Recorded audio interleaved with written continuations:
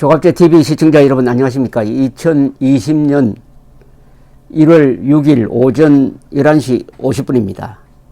조갑제닷컴에 그리고 이 조갑제 TV에 문재인 정권을 가장 정확하게 생물학적으로 표현한다면은 이건 기생충 정권이다. 더 구체적으로 말하면 기생충 중에서도 아주 무서운 기생충이 있습니다.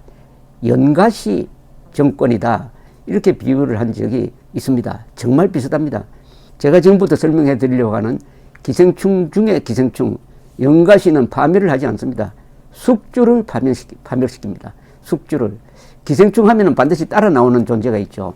숙주입니다. 숙주.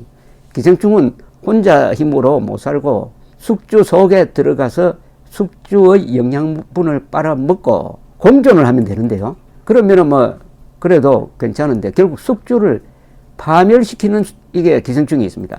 사람 몸에 들어온 요충이라든지 기생충은 인간을 파멸시키지는 않죠. 약화시키는데 이 연가시는 반드시 숙주를 파멸시켜야 생존이 가능하고 대를 잇는 증식이 가능합니다.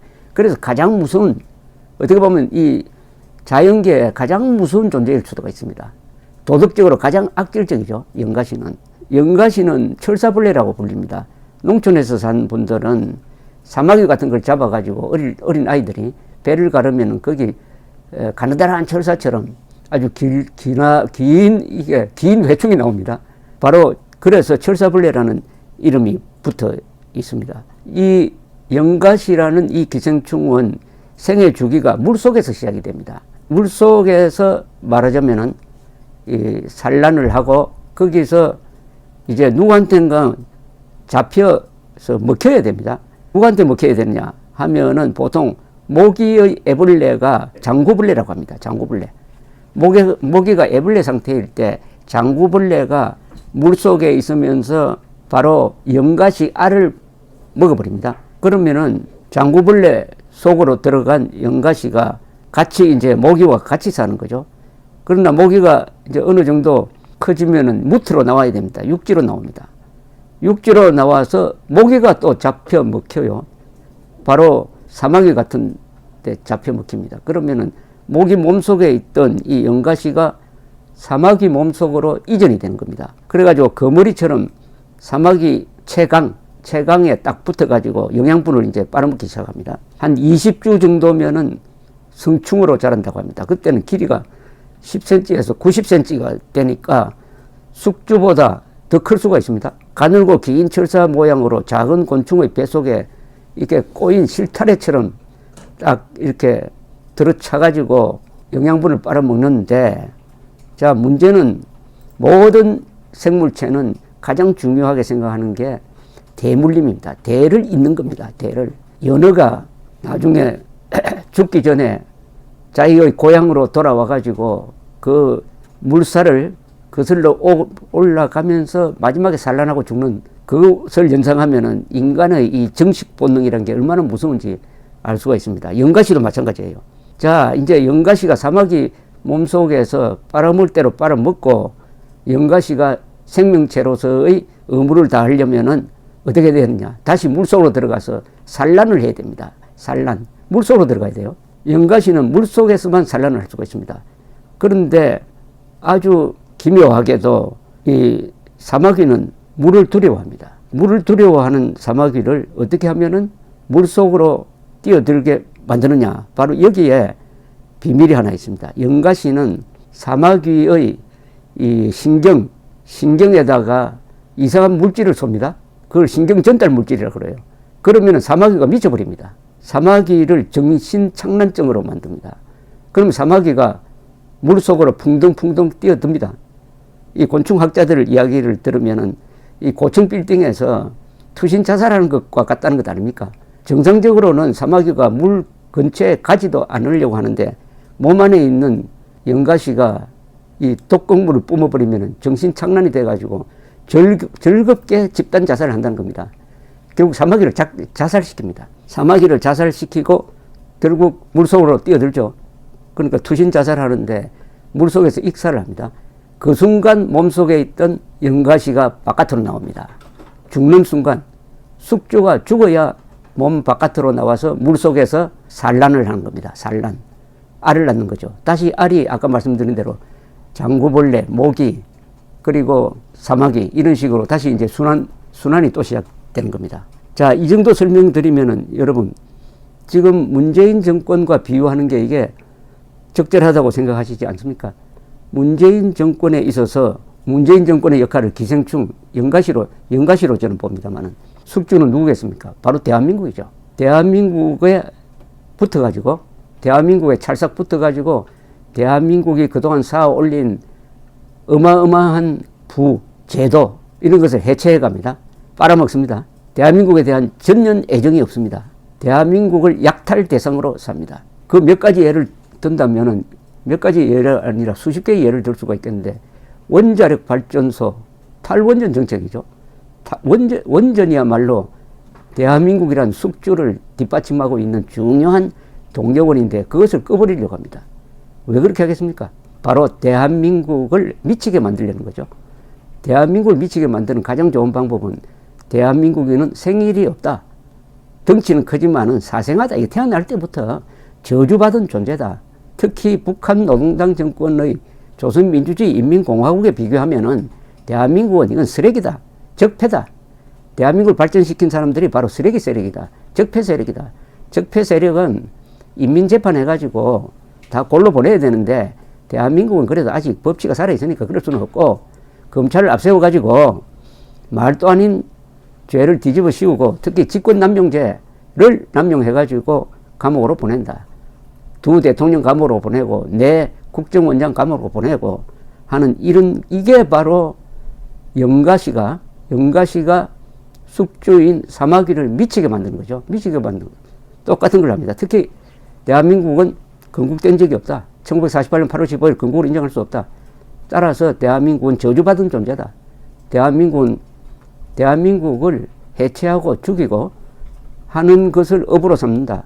그 대신 그런 말을 노골적으로 하면은 이 대한민국이 몸부림을 치니까 그렇게 하지 못하도록 일종의 신경전달 물질인 독극물을 아주 달콤한 걸로 이렇게 포장을 해가지고 민족이니 뭐 민주니 평화, 진보, 개혁, 요새 검찰개혁의 그 개혁 이런 걸로 해가지고 숙주인 대한민국을 미치게 만들고 또는 정신을 혼미하게 만드는 일을 하고 있는 게 문재인 정권입니다. 자, 그런데 이 사마귀는 대한민국을 자살시켜야 자살로 몰고 가야 됩니다. 문재인 정권도 대한민국을 자살로 몰고 가야 합니다. 자살로 몰고 가야 돼요. 대한민국이 건강하면 안 됩니다. 자살로 몰고 가는 가장 좋은 방법은 뭡니까? 대한민국은 태어나서는 안 된 나라다. 대한민국의 존재 이유인 자유민주적 기본 질서, 그리고 시장경제, 반공주의, 한미동맹 이런 것을 해체해야 된다. 가장 쉬운 방법은 대한민국의 영혼을 망가뜨리는 것이다. 일종의 독살입니다. 대한민국을 독살하는 거죠. 칼로서 대한민국을 찌르면은 피가 나니까 대한민국이 가만히 있지 않아요. 그러나 평화, 민족이란 당위정으로 포장된 독약을 먹여버리면은 서서히 죽어가니까 서서히 발작적으로 죽는 게 아니라 서서히 진행되니까 모릅니다. 그래서 결국은 영가시가 사마귀를 미치게 해가지고 물속으로 뛰어들어 집단 자살 하도록 만들듯이 대한민국을 미치게 만들어가지고 대한민국이 물속으로 뛰어든다는 게 무슨 말입니까?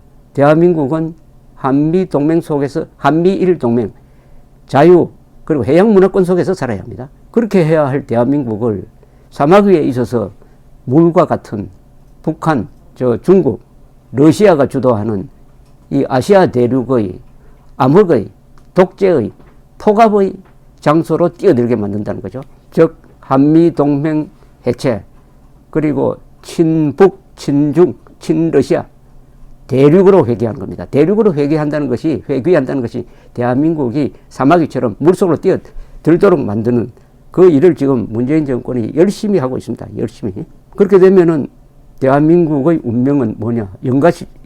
영가시의 신경전달 물질에 의해서 영혼이 망가지고 결국은 독살되는, 독살은 어떤 식으로 이루어지느냐? 집단 자살 쪽으로 이루어지는 거죠. 물속으로 뛰어드는 거예요.